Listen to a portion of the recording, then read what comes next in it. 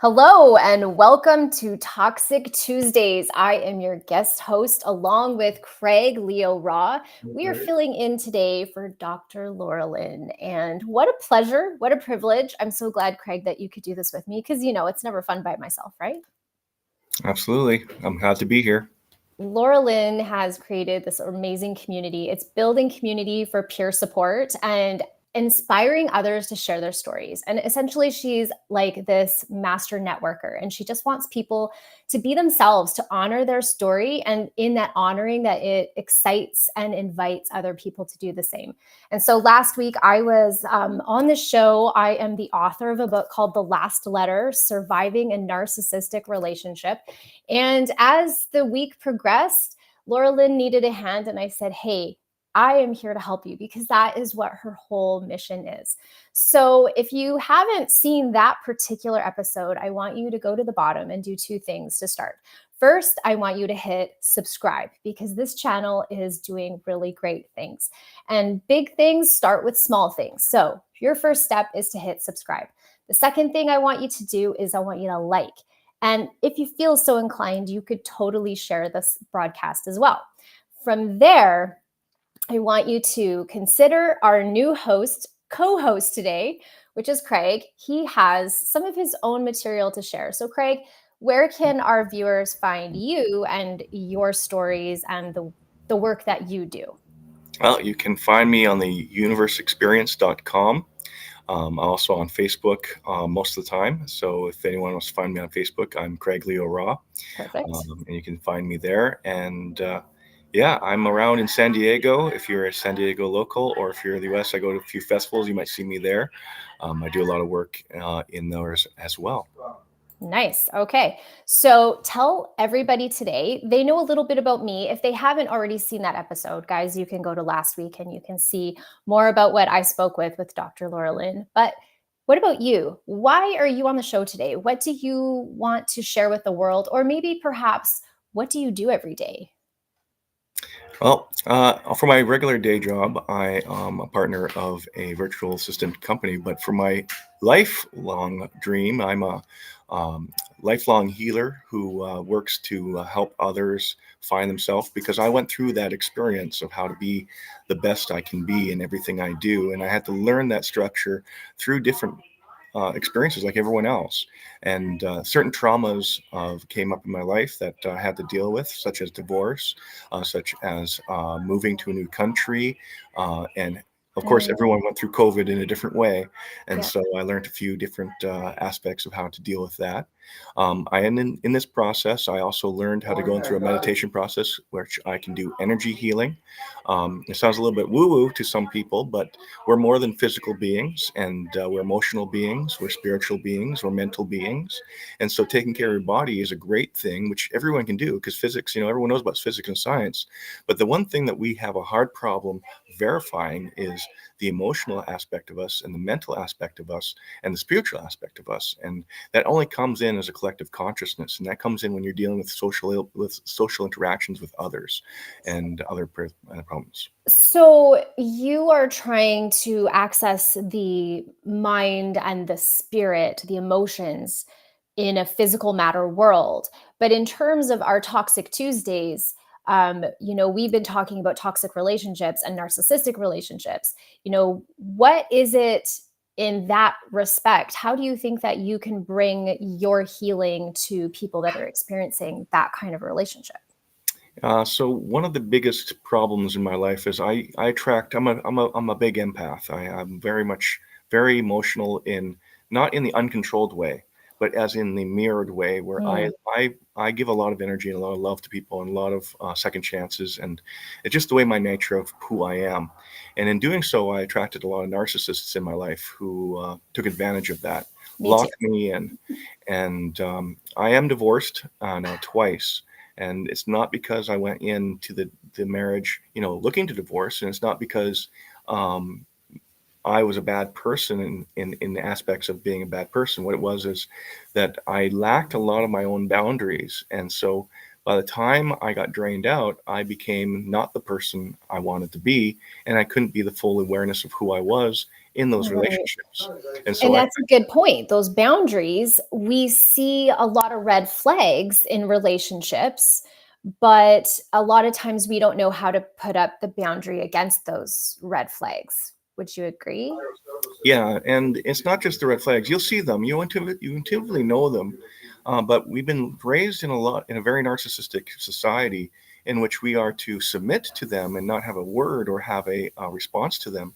And so the reason for that is because narcissists, people with narcissistic tendencies that learn from narcissists, because a lot of empaths are mirrors. So we mirror what we learn to others. We then mimic that and actually drain ourselves more, and we don't even realize that we are the not, I can't use the word victim, but we are the ones who are our own victim in our own spot, because we're not putting up the boundaries, because we're told not to, because our opinions don't matter, our feelings don't matter. Right. Right. And as a result, we deal with it in a different way. And so there is a lot of things that I suffered from in my traumatic experiences, which gave me a very big awareness of who we actually are. So the awareness that you've had has come through the traumas that you've experienced, and you've chosen to take that and use that in a way to help other people in their own awareness and in their own healing. Is that accurate? Correct. So the one Okay. thing I do notice is that a few establishments of boundaries is that freedom is very much what is needed. Being yourself, and you need to be free to be yourself.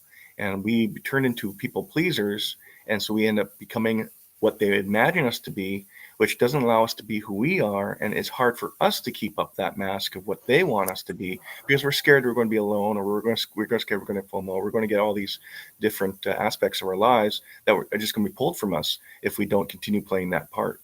So that's the self-love deficiency that we have, because if we do not understand who we are, what we have, what we need, we're deficient in a self, capital S, self. And then we are creating a passive position in relationships in order to hold on to whatever it is we believe is fulfilling the self. Is that accurate? I believe so, and I believe that it becomes a vicious feedback cycle. And one of my articles, like if you go on my Facebook, I write daily inspirations, and one of my articles I wrote something out which I think is very important to understand is we only have so much love in our lives. Not that love is not unconditional, and love is unconditional. Love doesn't have a price, but we only have enough love for one person, and that's yourself. And as if you're going to split that love amongst everyone else, if you don't get enough reciprocal love back, you start to sacrifice your self-love, and you become emotionally drained. And so you need to learn how to properly distribute your emotional energy properly, so that you are no longer deficient in your own self-love, which in the end, you stop loving. And that's where everyone is in their depression. And that's when everyone's Right. is in their anger, and everyone's in their frustration, and they stop being the person they really are, which is a joy, happy, Right. loving person. They become a self-deprecated, low vibrational individual, because that's all they have left to do.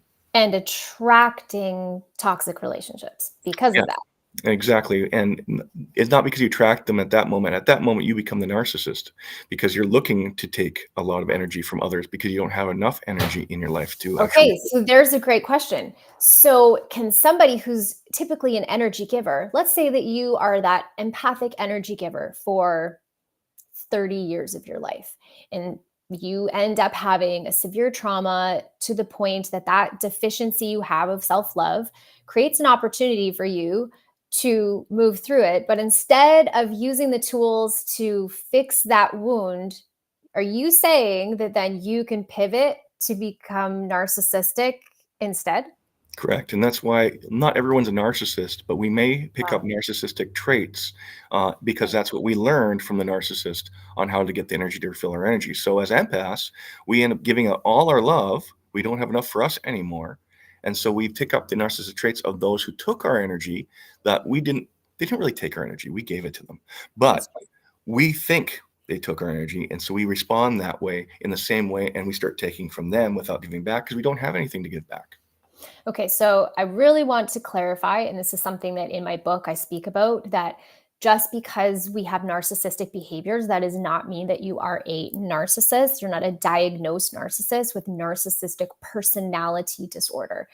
And I also talk about, and I know you're going to agree with me here, is that as children, we're actually designed to be narcissistic. That is part of our internal development. Can you talk a little bit more about that? Uh, well, like I said, we grow up in a narcissistic relationship because we're in competition with others for energy. And if you look at our systems and economics, and you look at politics, you look at everything, it's all based on competition. And we go to school for competition. When you're sitting in the class, you can't sit there and learn together in a group setting. You're sitting there in your own desk all by yourself, forced to actually get the right answer or get the right thing.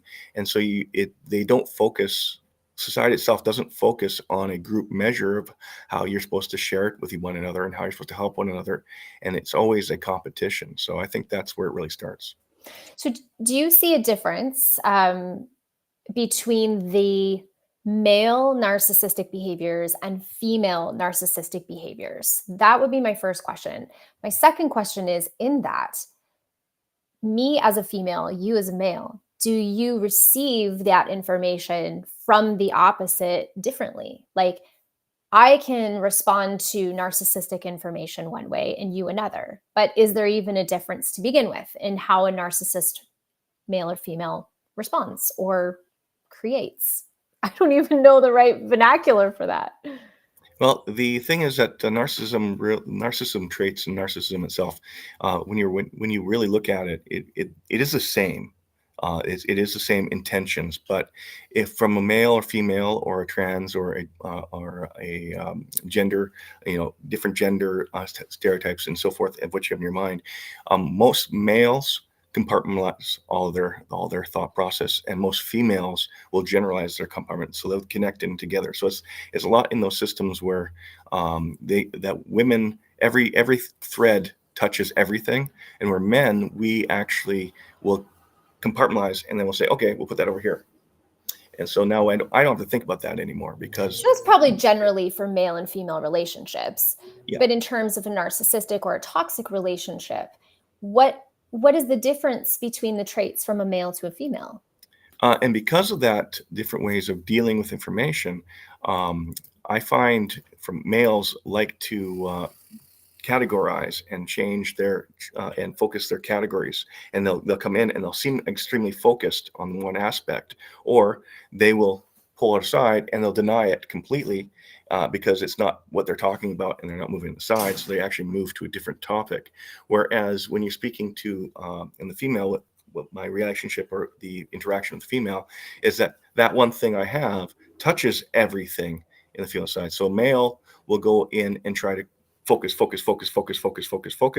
where female will come in, and she'll come in on different ways to draw in the emotional aspect. They'll come into the other aspects, try to anchor you in, try to hook you in, where male will not try to anchor you in, they'll try to peg you in, and a little more, they'll try to keep you compartmentalized so you can't get out of the box, because you're trying to say, I am outside the box, but you're inside the box. And that's Right. what's So I've noticed that there is a pattern of a lot of the female narcissism traits have to do with controlling through sexual endeavors and finances. yes.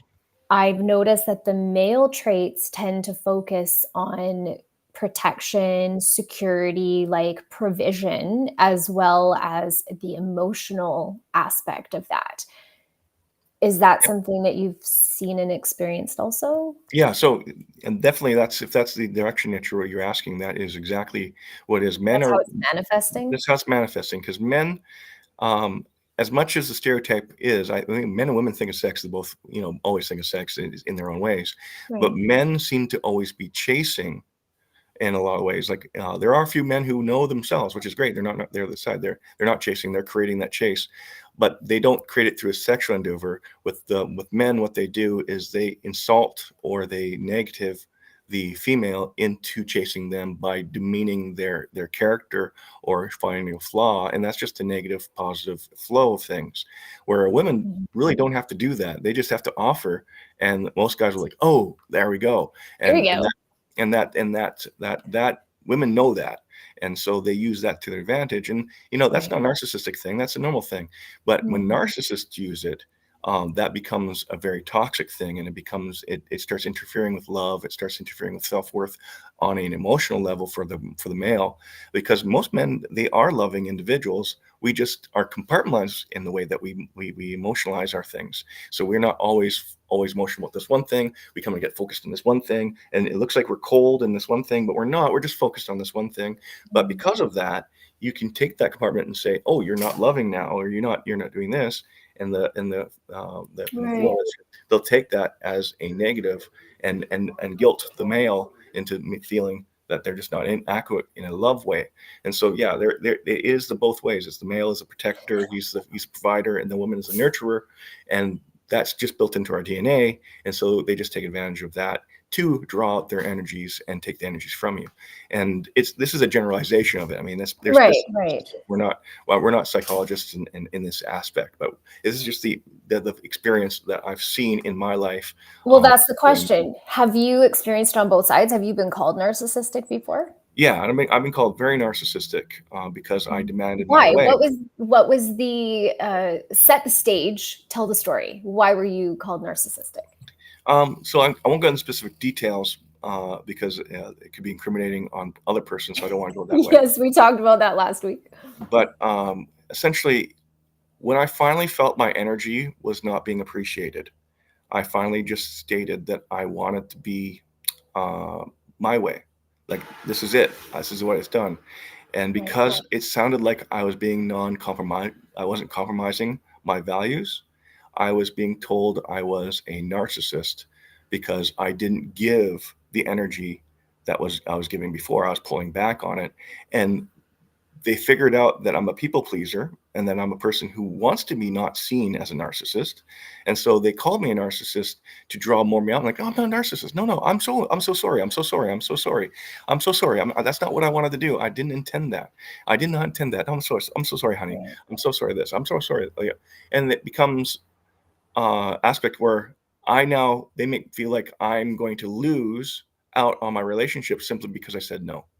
Right, because the boundary that you needed that should have in a healthy relationship been respected, or at least if they weren't able to understand it, that they were willing to try to further understand it so they could respect it. They just immediately put that down, put you down, and pegged you with you're a narcissist.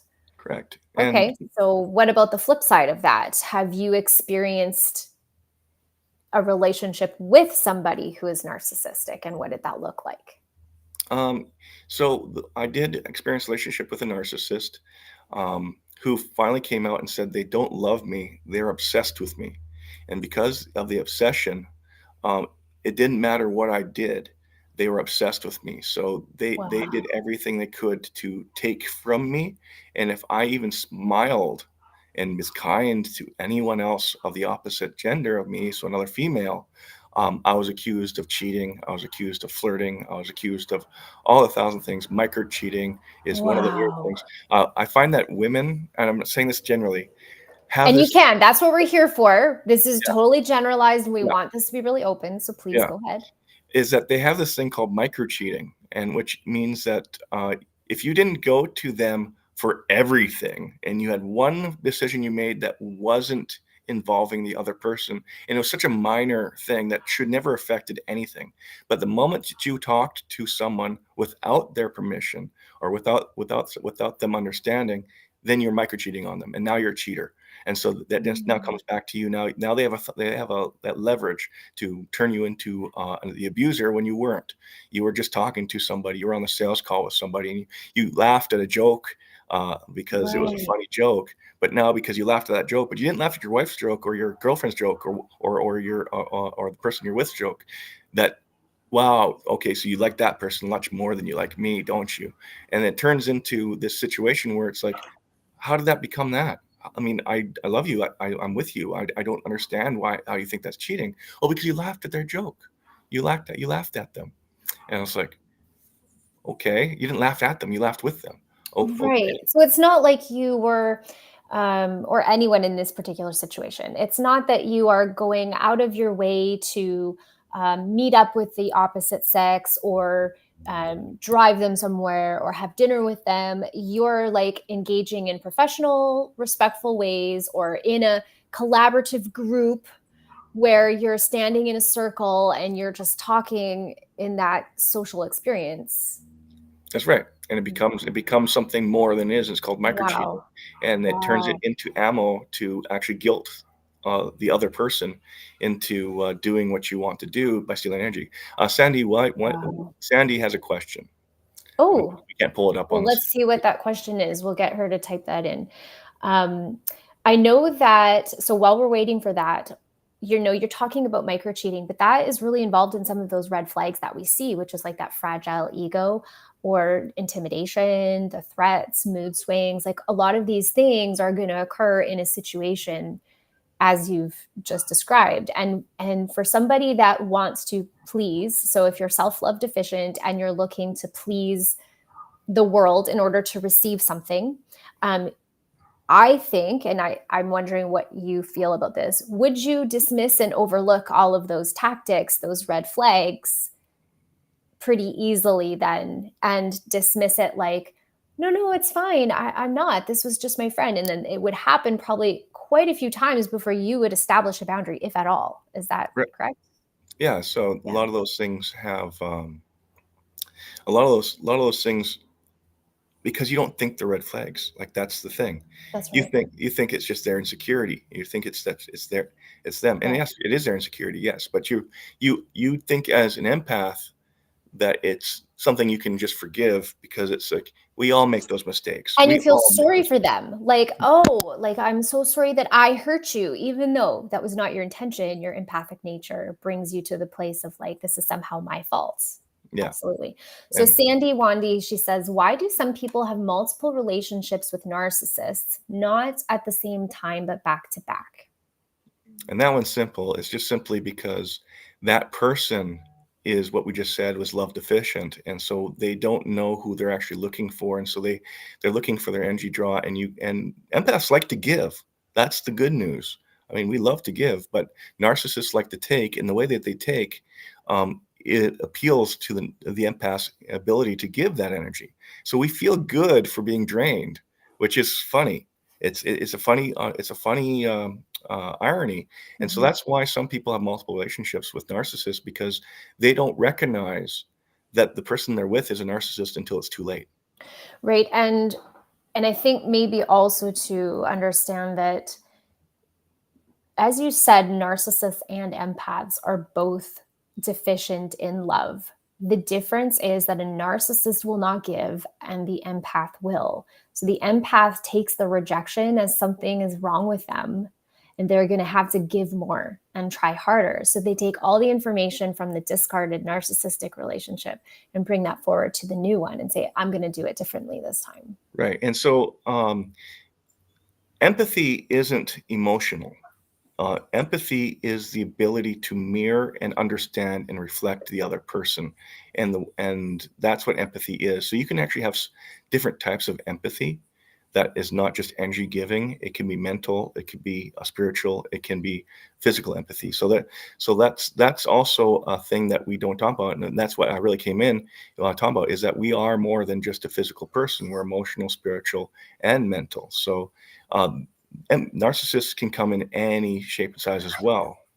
Okay, so let's remove the word empathic. Yeah. So if somebody believes they're not an empathic person, what are some other words that we can put in place of that for people to understand the concepts of, I always use the terms energy giver and energy taker, but is there other terms that we can use to help people understand that this toxic relationship is an imbalance of two different types of people, Yeah. Off the top of my head, that's a good question. right?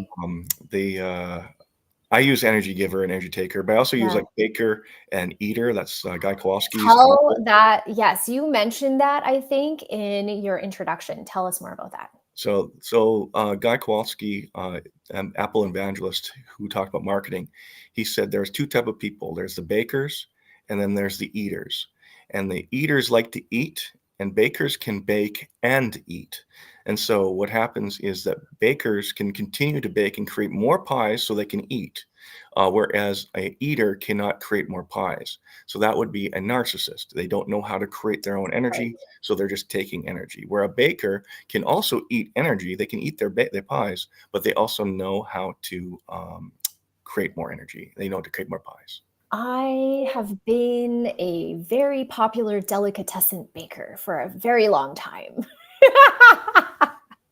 It wasn't until a particular situation or 5 or 10 happened that I suddenly realized, wait a minute, I am baking for all the wrong people.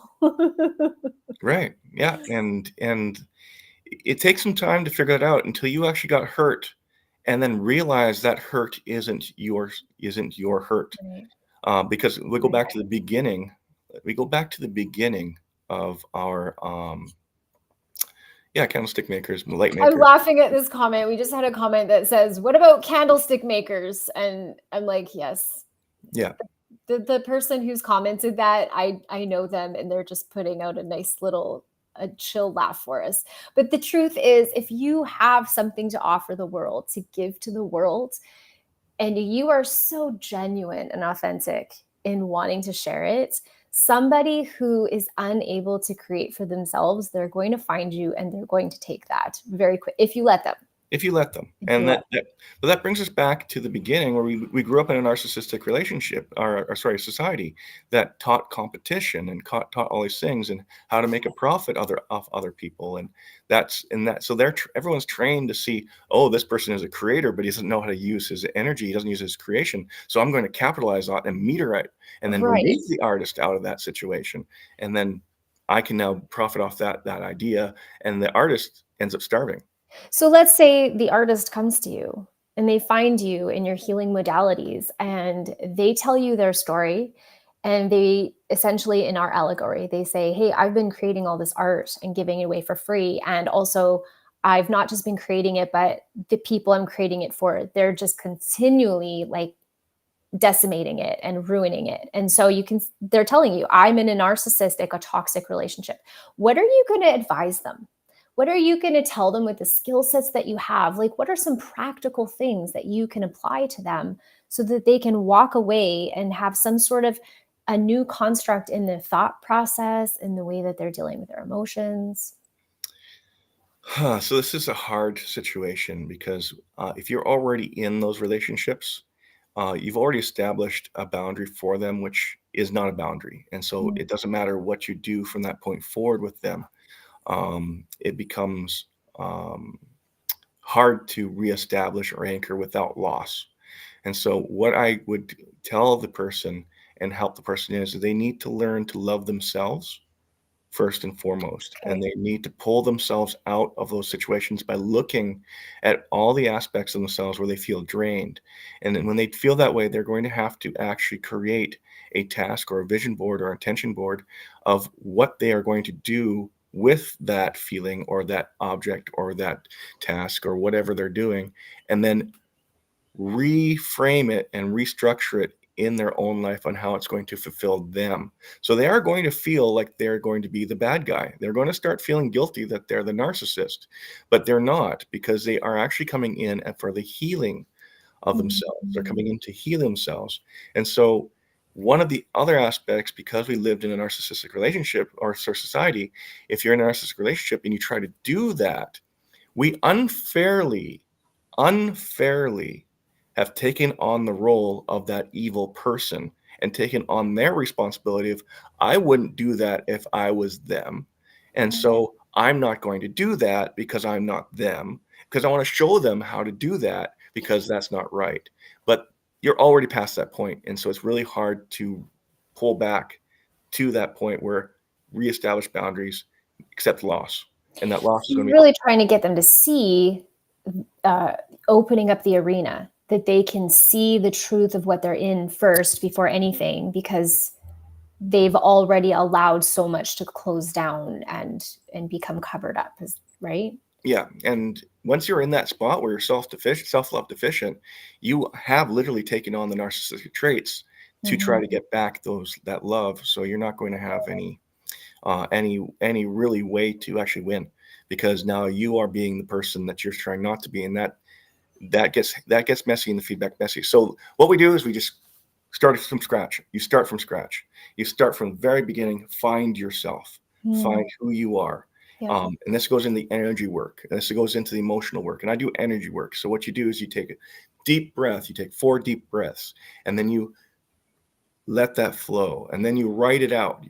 So like you have your book, you go through each chapter, and then you write out your letters. You write out all that aspects, so that you may come to that point of who you are. Once you've done that and you've established your identity of who you are, then you're allowed to be yourself now, and you can actually be yourself. And now you're going to establish those boundaries in which being yourself will be compromised if you let that happen. So a boundary comes up where if you say this and this and this, then I have to do this. If you do this, this, and this, then I have to do this. And you That's have the to do it. consequence. You have to. Yeah. You have to. And I think that's just a life standard. That's something that everybody should know how to do, for sure. Before we go any further, anybody that's watching, I really want you guys to make sure that you're subscribing to the channel, hitting the like button, sharing it with your friends, commenting, asking the questions. This is how good, positive, authentic information actually travels through this matrix, multiverse, whatever we're in. So please take a moment to do that. You know, Craig, we're talking about like working on yourself and creating these steps. And last week I spoke a lot about the 4 bodies that we're engaging our mind, the mental, emotional, physical, and etheric bodies. And you're right. As you mentioned in my book, that is what we do. We work through those different practices. But when you're an energy healer and you're having someone come to you and they're engaging primarily in their mental body and their emotional body, and you want to ground them, I know that we talked about different methods, like you use different 5-step methods or 3-step processes and stuff. I think because that's really easy for humans to grab hold of. And you're talking about this breathing exercise. We do have time. I don't know how comfortable you would be, but I think it'd be really neat to kind of give the audience something that they could hold on to. So we know some of the things that we would suggest to them to do would be like yoga or time for yourself. Because really, exactly as I write in the book, everything comes back to we're trying to re-identify and ground the self, right?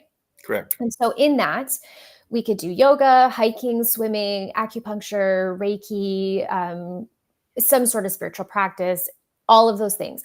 But from what I know about you, and also from working with you, you have a way that you like to bring people into that. And you kind of, you know, teased us a little bit with that. Do you think that you could kind of give a really quick little rundown of how to ground somebody back into their own presence of self, because they've given it away to somebody who's narcissistic? Would you feel comfortable doing that today? Yeah, absolutely. And this can work for anyone, including narcissists, because once they start doing this, they start producing their energy and they can actually leave it. And that's it does, like everything is, your brain can actually change. You can actually get neurogenesis and actually change your pathways. It's just, they're somewhere harder than others. And that's why they have disorders. But Right. you can do this. And essentially what it is you're imagining, because like I said, science and physical is easy to see. You're easy to see the body. I can see physical things. We can do math and science, and it's easy to see that. So you got to you have to use your imagination for a lot of this. And so what we imagine is that you are a spiritual being with different energy centers out through your body. And when you go out through your energy center, you imagine different aspects, and that's where the chakra points and stuff like that, where you have the red chakra, which is a root chakra. You want to ground yourself. And that's where people would go to if they wanted to learn more about that. That's where they would get a full, you know, tune up or whatever that is. Yeah. So Okay. when you imagine that, what you want to do is you want to breathe into it and then draw that energy up into your body and then let that come through. So we can do a quick exercise, and if everyone wants to do it together, it's really simple. It's 4 breaths. Okay. The first breath is a big, huge breath, and then exhale, hold 5 seconds. The second breath is a big inhale, exhale, hold for 15 seconds. The third is a big inhale and an audible exhale, and then just a regular breath to let it go. Okay. Ready? Okay. I know for anyone watching, maybe this is not what you thought you were tuning into, but I think that if you have somebody that does this every day, and you can walk away with a simple practice to help bring yourself back into yourself, then it is worth the 2 minutes that we're going to spend on this. Okay, Craig, here we go. All right. And I'll answer that question later. I see that question there. Perfect. All right. So take a deep breath and exhale. Hold for 5 seconds. 4, 3, 2, 1. Inhale and exhale. Hold for 15 seconds. 14, 13, 12, 10, 9, 8, 7, 6, 5, 4, 3, 2, 1. Inhale. And audible. And then just take a breath in. And now, as we do that, you just imagine the red energy of Mother Earth coming down through your feet and into your body as she fills you up all the love and all the grounding of the earth that you're in, and just let that go. We just had a comment that said, that was hard. And I think that there's 2 things to that. It can be really hard to teach our physical body how to do new things. And we're so used to breathing very shallow. There's an entire book called Breath that I prescribe to so many of my clients because we've lost the art of breathing. And when you are going to create any change in your life, you must incorporate all parts of you. The physical body is a really big one. And so if that was hard for you, I'm going to say it was probably hard on 2 levels. It was hard on the physical body, and it was probably hard to keep your mind focused and to draw inwards. And we also had a question, what is the incentive for a narcissist to change? And so as we're learning to come back into ourself, and not in a selfish narcissistic way, but in an empowered, a strengthened boundaries, personal development way, what is the incentive that a narcissist would even have to do that? So I've been friends with a few narcissists who are clinical narcissists. They have the actual disorder, The diagnosis. the diagnosis. And I lived with one for 3 months, just to see, what that was like. And I'll be honest, I do things like this where I will actually go into situations purposely to actually see how it operates, and then I'll pull myself out of it, and then I'll just take a mental note of what just happened so that I may break it down to help him out. And one of the things was he was abused by a narcissistic father. And so he had no way of showing his self-worth. And so he had no self-worth whatsoever. And so he didn't even know he had no self-worth. And so over the period of time, I use his own tactics against him in a way, but in a good way, where I love bombed him. Because if he's love bombing, I gave him back the love bomb. If he's asking for, if he wants his way, I give him his way to the things I'm able to give him his way, and I will say, "You got your way." Is that to encourage him to change? Is that how you saw that? Yeah. And then what happened with him was, over time, he gained trust that I was that person to help him. And in a way, I became a father figure for him for a bit, and it did work. He said, "I'm thankful for you being in my life, because in this one situation, I would have lost my temper, and I would have lost it, and it would have been so harmful to me." I'm like, "Yeah." He goes, "Thank you for showing me this." He goes, "Love does win." And But that's so dangerous. I hear what Yeah. you're saying, but to me, as someone who has been on the flip side of that, but this is a and an guy energy giver, okay, but still, Yeah. as an energy giver, because narcissists aren't just relationships. This is going to be your workplace relationships and family relationships. So Absolutely. how do you establish that you are willing to see them? Because this is where I got so messed up. And I know I'm not alone. Is that I saw them as the hurting little child, the inner person they were. Yeah. How do you keep yourself safe and not fall for that? And then you see where I'm going with this? Yeah. And so I didn't see him as a victim. I just know that what he was, because of what happened, he doesn't see himself as anything. He doesn't understand. But For him, he needed that to establish the trust. Once that trust got established, then I was able to create boundaries, and I was able to actually go off those boundaries. And then for him, the polarity switch happened, and it slowly got him to a point where he was able to see himself. Is Now, it how long? sustainable? That's it. Is it sustainable? It is up to him to be sustainable. And it lasted for a good 2 months where he was being self-aware. He even admitted he lied to me. He even admitted that he was manipulating me, which a lot of narcissists won't do in a very one-to-one side. And he apologized for it. And even though he apologized for it, 3 days later, he came back into a little bit more back into himself again, where he was a narcissist. But as we chip slowly on those sides, a neurological change happens. Now, I wouldn't suggest that for everybody. I wouldn't Yeah. suggest that for anyone who has died, because the question was, what is the incentive to change? The incentive for him to change was his life was hard, regardless of the fact that he thought he had a perfect life. He knew he had a hard life, and he was trying to change it. So I gave him the incentive. You want to change your life, this is the stuff you need to do. Okay, but okay, this is very challenging for me.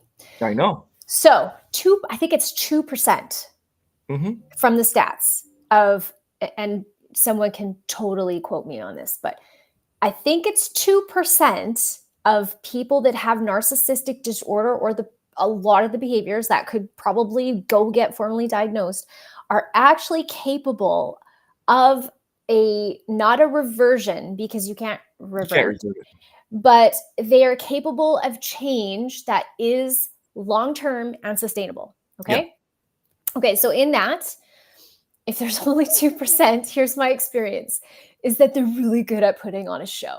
Yeah. And that show will last so long. Yep. And I personally felt like the relationships I saw, different people that I was with had a different length of time. One in particular, the longest they could go is 3 months. And so they could put on all this personal development and be like, yeah, this is what I'm doing. But it would die out after 3 months. Yeah. So you, as the friend, and what do you do when they go past that marker and they're like, yeah, no, I'm good? So what does that look like for you? You put a boundary up and you leave them, and you're like, you do things like like Jade or deadpan, where you don't justify. Okay, tell us about that before we keep going. What is Jade? Yeah. So Jade is don't Jade. So don't justify yourself, don't explain yourself, don't defend yourself. Jade is, you just spelled it wrong. Sorry. Don't argue. Don't defend and don't explain. Yeah. Right. So don't justify, argue, defend, or explain yourself. Because if you do, they use that as ammunition. So you got to use that as your side. Or we also came up with one called deadpan. Write your last letter with deadpan, which is don't explain, don't argue, don't defend, don't personalize, don't encourage, and don't negotiate. Negotiate, right? Yeah. So you don't do that. So that's how you control your energy flow to a narcissist, is you don't do any of those things. Okay, so then Craig, though, no, because here everything you just said, do you know all I heard as someone who's still working through all of this, like boundaries and healing? All I heard is, do I get to save them? Like, it's still my role to try and save them? Like, you want me to keep trying with a narcissist? No. That's not the point. The question was, what is the incentive for a narcissist to change? And the incentive is, you want to still be my friend, then here's what you need to do. If you're not, I have boundaries. And so I created a friendship with him. Okay. And then I removed, and then what I did is, when he started becoming narcissistic, I changed my responses to him and started doing the Jade and the deadpan, and that forced him to do a forced reflection, which a lot of narcissists can't do. And they finally recognize a portion of them. Now, whether it's sustainable, it's not, but who knows? Because habits are over 28 days. So I'm not trying to save a narcissist. That wasn't the whole point. The whole point is, if a narcissist is watching this, what do they have to gain? They have a gain to have real friendships. They have gain to have real people in their lives, because they can learn to actually adapt themselves in society in a positive way, because you can't change. They have to be self-reflective. So you give them a little self-reflection, and habits and stuff will come in play, but they don't have any energy. So then we still have to deal with narcissists in our lives all the time, because they're not going anywhere. Like they're not going anywhere. Right. So we need to learn as energy givers to put up those boundaries and learn how to negotiate, or not negotiate with them, not negotiate with them, not debate with them, not explain to them anything that we're doing when we see that there's a narcissistic tendency, to save our energy, because you only have enough love for yourself. That's really all it is. But that's not self-love, that's love for yourself. So you want to make sure when you give that love, someone's also bringing it back to you. You can build it as much as you Right. want, but once you start giving out too much love, you start being self-deprecative on your own love. Depleted is not thing, and you start doing narcissistic tendencies, and that's what you don't want to do.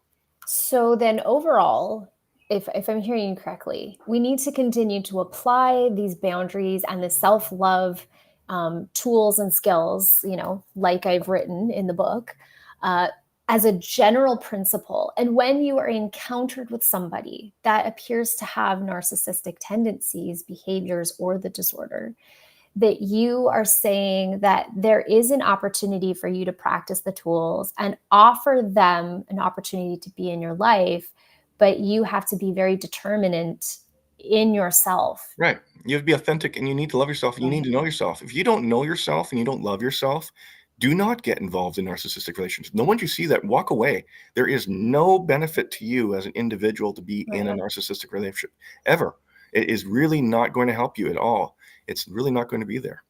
That's a good point. What is the benefit? And I think that, the love bombing stage is where we fall for it really hard because we think that that's the benefit. We're like, wow, somebody's just validated me and made me feel so good. And for someone, I did not love myself in the right ways. That's not to say that I didn't love myself. Okay. Like I have, there's a measure of that, but the core wounding was to do with abandonment and rejection. And so a narcissist was really quite able to see that wound and use that against me to get what they wanted. And so in that, if that's the thing they're searching for, it's almost like we have to create a larger barrier than they can look over. Like, Yeah. this is a lot of work, is what I'm Yeah, hearing. and that's why we don't. That's like Laura Lynn says right there, is that we need to realize that they don't want to be saved. And the only reason I'd ever do that for someone is when I can't get out of that situation. So there's times you Mhm. can't get away from a narcissist. Right. You're in a relationship, you're in a boss work. So you need to slowly work your own way in so that you can actually reestablish those boundaries which were not there. And so that's what I learned with this individual. How to reestablish my boundaries is by giving back to them side, and then boundary. And so Mhm. they get rewarded if they act properly, but then they don't get rewarded when they don't act in that way. And then Yeah. slowly they will remove themselves from your life. And that moment they will walk away. You don't need to walk away from that. Which is the discard in a romantic relationship, or you're gonna get fired in your career, like, whatever that is. They're gonna remove you because you're actually not playing their game, and they're not interested in developing. Yeah. That makes sense. Yeah. That makes sense. So then we've talked a lot about what toxic relationships are, and that's definitely the point of Toxic Tuesdays. But I kind of am that person where I love to leave people with something to hold on to, like this homework and food for thought. So we've learned a lot, but like what about a healthy relationship? Especially if you have had toxic narcissistic relationships. I don't know about you, but I personally I've been very leery, and I look at everything under a microscope now, which is not actually healthy or productive at times. So, what are some of the green flags that you think, and I'm using these analogies because it's easy for us to then visualize. What are some green flags when you meet someone that as an energy giver, I can go, "Oh, that's good for me." hmm so the green flags are not love bombing, but energy giving. So What's the in other difference? So love bombing is words and actions meant to endorse a love response, whereas a giver of energy, it's just someone says, "Hey, do you need any help?" And they'll help you out. They'll do stuff. They'll do things. So someone who is more in a receptive to the gift of giving in their lives, they're willing to support you without demeaning you in any way. They accept you for who you are. So if you are weird or you're eccentric, they still actually accept you for who you are without ever insulting you for it. They're like, Or trying everyone, to change you? yeah, not trying to change you. And when you come, they're like, yeah, you know what? I think that's kind of weird, but you know, I love you for that no matter what. I'm not changing. You do you, Right. man, do you. You know, it's all Right. great. And that allows you to like, oh wow, I don't have to change for that person. And that's the green flag. Because And I they're don't gonna have be empathetic probably towards you in terms of, like, the things that you're dealing with, your challenges. They'll probably also be really consistent in all of these things, right? yeah, they'll be very consistent in all these things. Right. What about, how you're you as an energy healer, I think my question would be, what are the green flags you would feel in your physical body as well as your energy body? Is there a way that you could kind of measure those responses? With experience, the energy is experiential. It's really hard to measure. There's You'll got to be actually some kind of feeling. there is a feeling you have. It's trust, but it's trust without having to perform, and it's really hard to explain that Mhm. what that means. But it is emotion where you can just be yourself, Okay. um, and that comes right back to be yourself, authentic self. Well, I know that one of the things that I've mentioned to people before, and I do have this in the workshop that I provide on healing narcissistic relationships, all those barriers, is that our physical body will sometimes feel things that we don't recognize as a problem, like sweating Yep. or anxiety, Mhm. nervousness, feeling like we're walking on eggshells, the pit of our stomach, and all of those things are actually, and here's one that was the most eye-opening and mind-blowing for me. We're taught through all like the Disney movies and everything that the butterfly feeling in your stomach, like that's the thing your body telling you, this is the one. But actually, that's like a stress response. That's like your body saying, hey, this isn't good for you.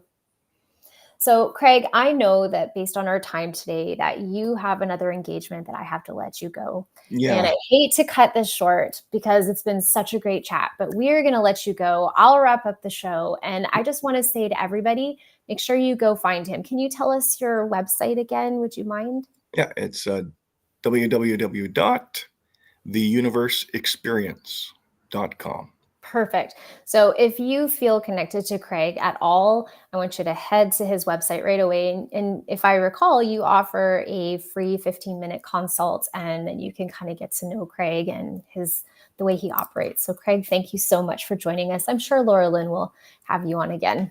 Yeah, absolutely. Take care. Bye for now.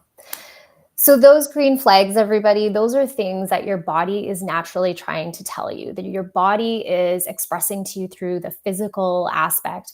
And as I was saying, you might feel like you're sweating or your palms, or maybe you have goosebumps and all of those things. And we can read those totally different. We can read those through the lens of, oh, this is so like, I'm just overwhelmed and it's so positive. But if you have been succumbed to narcissistic relationships and toxic relationships, those could actually be your body telling you it's time for you to take a pause and listen to your physical responses. Then you're going to have those gut feelings. And if you are anything like me, you have absolutely ignored those gut feelings before. I have walked into a relationship before and knew right away this is not going to work. But there were things inside of me that challenged that. And one of those things was like, I know this is going to sound silly, but I can make it work, or I can make him love me. It was almost like a thing, a challenge within myself that I would prove to the world and to myself that I was good and that I was loving and kind and that I could actually fix someone. And that sounds so silly to say out loud, but I know that that's resonating with a lot of you. And so I want you to leave today's episode with a few things. One is to really take note of how you feel and how your body is reacting and present. Number two, to take time for yourself, to be able to go outside, sit on the grass, and do that 4-step breathing exercise. Because if you're like me in that 4-step breathing, I felt more focused and grounded.